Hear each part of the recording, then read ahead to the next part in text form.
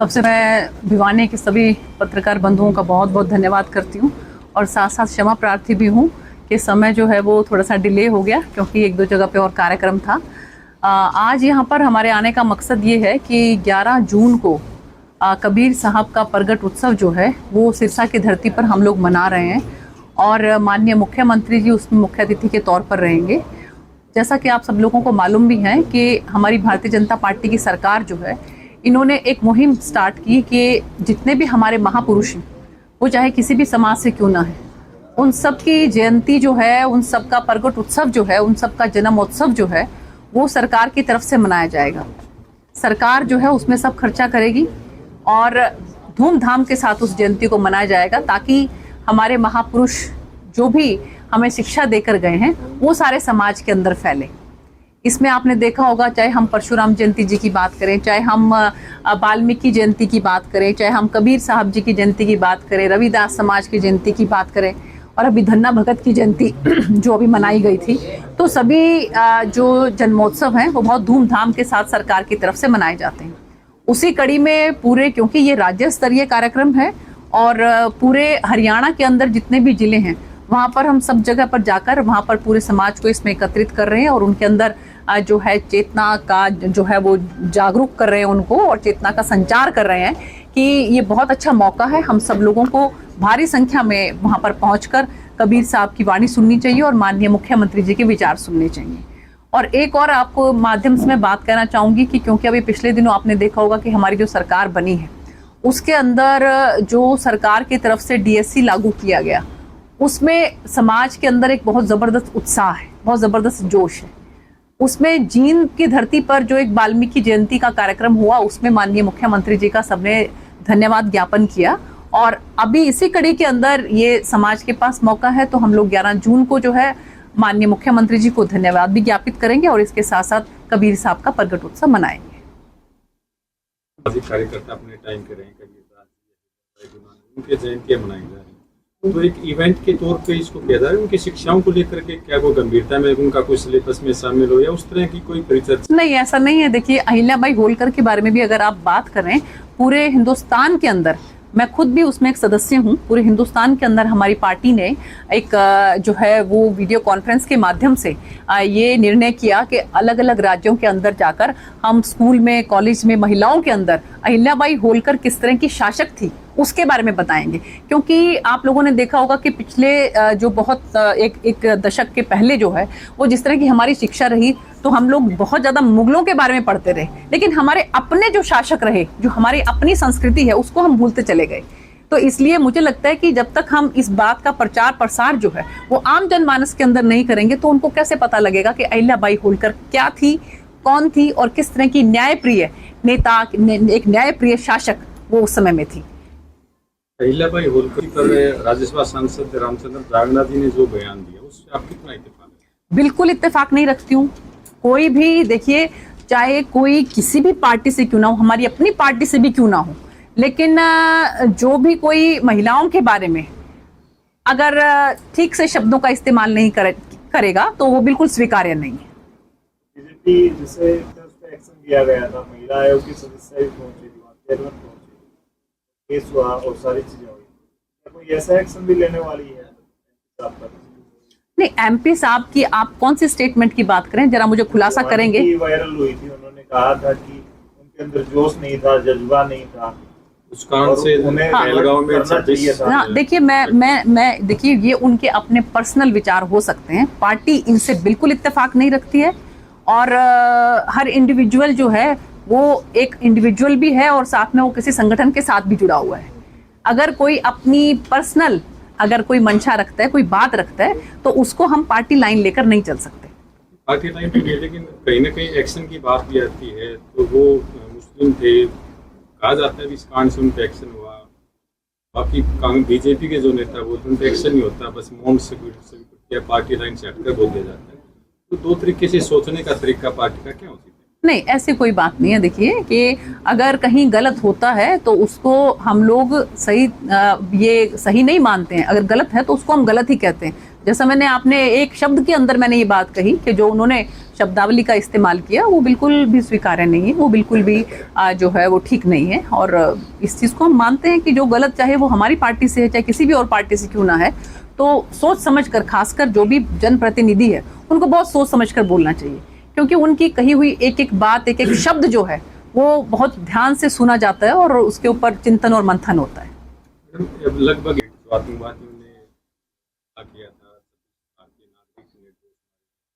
अभी तक उन 4 आतंकवादियों का जिक्र नहीं होता है, बाकी तो जिक्र होता है काफी। जिन पर्टिकुलर 4 लोगों ने इस घटनाक्रम को अंजाम से आपने देखा होगा कि 9 आतंकवादी ठिकानों के ऊपर हमारी सेना ने जिस तरह से आक्रमण किया और उसको नेस्तनाबूद किया और जिस तरह से उसके बाद पाकिस्तान बौखला गया, तो उससे आप समझ सकते हैं कि ऐसे ऐसे आतंकवादी जो हैं वहाँ पर उनके परिवार वहाँ पर जो है वो मारे गए हैं, जिसके बाद कि उन आतंकवादियों ने ये स्टेटमेंट भी दिया है कि मेरा भी, अगर मैं भी इसमें मारा जाता तो ठीक रहता। आप लोगों ने सुनी होगी वो स्टेटमेंट भी।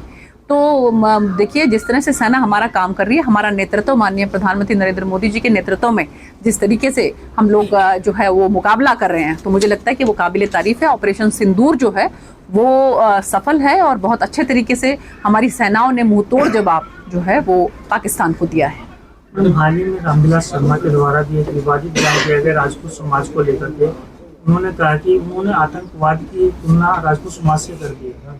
तो मैंने आपको जैसे बताया कि हर किसी का इंडिविजुअल कोई पॉइंट ऑफ व्यू हो सकता है, लेकिन हमारी सरकार, हमारा संगठन जो है वो कभी भी इस तरह की बातों को बढ़ावा नहीं देता या इस तरह की बातों को जो है वो सपोर्ट नहीं करता।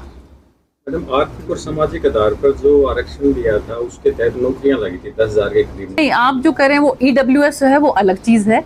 जो हरियाणा सरकार ने, खासकर हमारे पूर्व के मुख्यमंत्री माननीय मनोहर लाल जी ने जो एक सुविधा रखी थी कि जिस परिवार के अंदर जो है वो एक भी नौकरी नहीं मिली है तो उसको वो मार्क्स कुछ दिए जाते थे, उनको कुछ पॉइंट्स दिए जाते थे। उसके बारे में जो है वो कोर्ट का जो डिसीजन आया है उसमें भी आपने देखा होगा कि पूर्व मुख्यमंत्री मनोहर लाल जी ने अपने वक्तव्य के अंदर स्पष्ट रूप से पूरे मीडिया के समक्ष ये बात कही है कि बिल्कुल किसी भी तरीके से जो ऐसी किसी भी के ऊपर कोई आंच आएगी तो उसका ध्यान रखा जाएगा। उसको ऐसे नौकरियां जिनको मिली हैं, सरकार की तरफ से मिली हैं, उन पर कोई आंच ना आए, इस बात का ध्यान जो है वो सरकार रखेगी। लेकिन कोर्ट में ऐसे केस जाके बैंक जो है कांग्रेस पार्टी की वो इसी काम पे लगी हुई है कि हमारे जो जिन लोगों को बिना पर्ची बिना खर्ची के नौकरियां मिल रहे हैं तो वो तिलमिलाए हुए हैं, उनके अंदर बहुत इस बात को लेकर तकलीफ है, क्योंकि हमारी सरकार की एक बहुत बड़ी उपलब्धि है ये कि हमारी सरकार में बिना खर्चे और बिना पर्ची के जो है वो नौकरियां लगी हैं। एक गरीब जो इंसान है जो कभी सोच नहीं सकता था कि उनके बच्चे जो है पुलिस के अंदर सब इंस्पेक्टर तक भर्ती हो सकते हैं, ऐसे ऐसे बच्चे जो हैं उनके परिवारों के अंदर नौकरियां लगी हैं। तो मुझे लगता है कि एक ये जो एक खास तरह से एक गिरोह जो है वो इसी काम पर लगा है कि किस तरीके से जो भी भर्ती आती है उसको कोर्ट में घसीटते हैं ताकि उसके अंदर फिर जो है वो वापस भर्तियों के अंदर कोई ना कोई आंच आ जाए। लेकिन कांग्रेस वाले तो कहते हैं कि बीजेपी वाले कांग्रेस वाले क्या आम नहीं हो पाता। कांग्रेस वाले आम जनमानस को, नागरिक को क्या समझते हैं? क्या वो उनको ये नहीं पता लगता कि जनता जो है बहुत समझदार है, बहुत समझदार जनता है और बहुत सोच समझ कर वोट करती है। और कितनी बार आप लोगों ने देखा होगा कि एकदम से जो है पटकनी दे देती है, जहां पर जनता को समझ में आता है कि ये हमारे साथ नहीं है, ये हम लोगों के भले के लिए काम नहीं कर रहे हैं, हमारे विकास के लिए काम नहीं कर रहे हैं, तो कैसे कैसे अच्छे अच्छे लोगों को पटकनी मिल जाती है। तो मुझे ये लगता है कि बौखलाए हुए हैं, क्योंकि उनको बहुत बड़ा एक ये गुरूर था, उनको बहुत बड़ा विश्वास था कि उनकी सरकार बनने जा रही है, लेकिन औंधे मुंह जो वो गिरे हैं तो इस तरह की बातें कर रहे हैं, बरगलाने की कोशिश कर रहे हैं और बौखला गए हैं। धरातल पर आज वो बिल्कुल अपनी जमीन खो चुके हैं, इसलिए ऐसी बात कर रहे हैं। माननीय मुख्यमंत्री नायब सिंह सैनी जी के नेतृत्व के अंदर बहुत चहुमुखी विकास हो रहा है। आपने देखा होगा, देखिए हांसी से लेकर भिवानी तक की रोड जिस तरह से जो है वन वे बन रहा है, मैं तो बहुत दिनों के बाद मेरा यहाँ पर आना हुआ, तो आप देख सकते हैं विकास आपको नजर आता है और इन सबको ध्यान में रखते हुए जनता वोट करती है। पानी का मुद्दा भी जाम होता है, 4-5 जगह जाम लगा है, सिरसा से होके ही पानी निकलता है। पहले से कंपैरेटिवली अगर आप देखें, अगर आप पहले वाली जो है सरकारों के अंदर देखें, जो हालात भिवानी के अंदर थे उसमें बहुत ज्यादा सुधार हुआ है और भी आगे सुधार करेंगे, इस बात का मैं आपको विश्वास दिलाता हूं। मुख्यमंत्री जी जो देखिए समय समय पर जो है वो हमारी सरकार, माननीय मुख्यमंत्री जी जो है वो पिछड़ा वर्ग के लिए और DSC OSC वर्ग के लिए कुछ ना कुछ करते रहते हैं। और अब भी हम अपने जो हमारी जो जयंती है उसके अंदर कुछ मांग पत्र रखेंगे माननीय मुख्यमंत्री जी के समक्ष, और मुझे उम्मीद है कि जो भी जायज मांगे होंगी उनको सरकार की तरफ से पूरा किया जाएगा। जितेंद्र हुड्डा ने कहा है, पहले बी पार्टी कहते थे, बीजेपी की, अब ये पार्टी कहने लगे, क्या कहेंगे इस बारे में? देखिए, वो ए किस लिए कह रहे हैं, बी किस लिए कह रहे हैं, मुझे लगता है ये तो वही बेहतर बता सकते हैं। और बाकी अब ऐसा कुछ नहीं है वहां पर। आपने देखा ही होगा कि 2019 के अंदर पहली बार वहां पर कमल का फूल खिला और उसके बाद लगातार जो है हमारी भारतीय जनता पार्टी बहुत अच्छा वहां पर प्रदर्शन कर रही है। और अभी फिलहाल अगर आप देखें तो हमारा चेयरमैन जो है वहां पर सिरसा के अंदर भारतीय जनता पार्टी का बना है।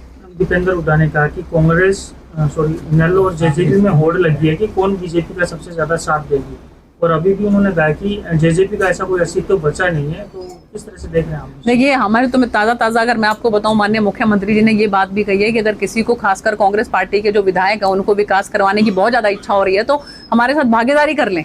आपने देखा होगा कि माननीय मुख्यमंत्री जी ने अभी जो है उनका वक्तव्य आया है। तो देखिए, हमारी सरकार जो है वो बहुत अच्छे तरीके से काम कर रही है, खूब विकास हो रहा है चारों तरफ। जब कहीं कुछ कहने को नहीं मिलता तो कुछ तो लोग कहेंगे, लोगों का काम है कहना।